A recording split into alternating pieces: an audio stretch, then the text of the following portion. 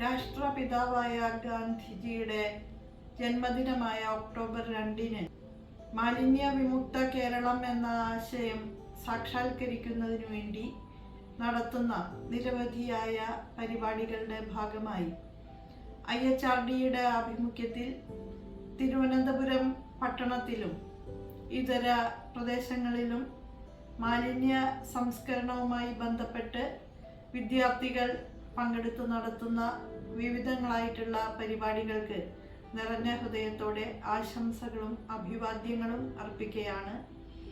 മാലിന്യ വിമുക്തമായ നവകേരളം എന്നുള്ളതാണ് നമ്മുടെ പ്രഖ്യാപിത ലക്ഷ്യം. സ്വച്ഛതാ ഹി സേവ എന്ന മുദ്രാവാക്യവുമായി കേന്ദ്ര ഗവൺമെന്റും മാലിന്യ വിമുക്തമായ ജീവിതാന്തരീക്ഷം ഉറപ്പുവരുത്താൻ നമ്മോട് ആഹ്വാനം ചെയ്യുന്നുണ്ട്.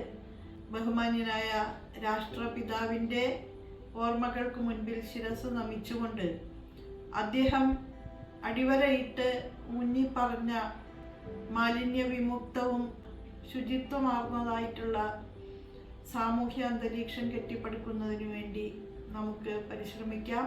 നമ്മുടെ പരിസരം വൃത്തിയുള്ളതായി സൂക്ഷിക്കാൻ ഉത്തരവാദിത്ത ബോധത്തോടുകൂടി നിലകൊള്ളാം.